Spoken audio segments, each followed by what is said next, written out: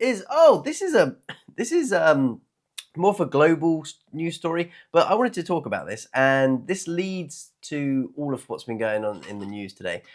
So I recently dug out. I have an old iPad. It's the iPad Mini, I believe 1 or 2, and I wanted just to get books on it. And I thought, you know what, this is going to be great. I just read some books and I do that, and I have some fun.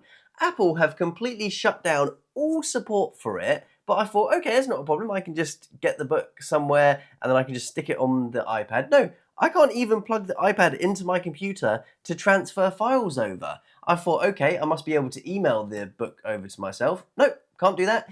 Emails completely don't work on the website at all whatsoever. Luckily, I had a Facebook account still logged onto the old iPad, and I can send Facebook messages. So I thought, okay, I'll try and send the file over via Facebook. No, can't do that.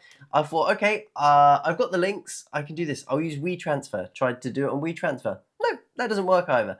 The only way that I managed to do it is there's a Japanese file transferring site that I use, because I was like, okay, if this is going to work with old technology, I was like, the Japanese, they're very good at sticking with old college technology. So let's try this. So I tried the transfer site. It worked on one book, and I actually finished that book. And this week I wanted to read another one, and I've tried to do it today and I couldn't get it to work. I will say with this, I only spent 5 minutes on it.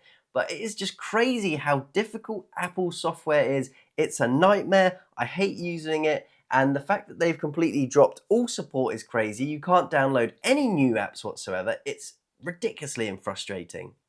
And what this leads me to is Google have just been ordered by a judge to allow a third-party app store so that other people can download apps from places outside the Play Store, which is great. And I hope this spills over to Apple, because I'm hoping what will happen, a load of companies will think, oh, you know what, I'm going to try and support the old iPads and try and fix this, because the fact that I can't download any apps whatsoever is just unbelievably frustrating. My mum and dad, for example, they had an old iPad and they had to go and get a new one just because they wanted to watch Netflix on it, and they got to a point where Netflix wouldn't update and wouldn't even let you watch a video, which is like, this is so frustrating. That these Apple companies, Google companies say how environmentally friendly they are, how much they do for the environment, but they can just literally brick your iPad so that you have to go and buy a new one when there's no point, which is amazing. One thing I will say about my iPad, I didn't use it that much. I've had it for 7 or 8 years. I've maybe used it a handful of times. I watched YouTube on it at some point at home, but definitely do not feel like I've used it, not like my phone, I've used it every day. That I maybe have used at the most maybe 3 or 4 times a month. So not enough to warrant getting a new one. And I was like, I only want it to read books when I'm in my taxi going to and from work. Madness. And they want you just to throw away the iPad and go get a new one. It's like, why? I just want to read books so that you can block this in 3 or 4 years in the future.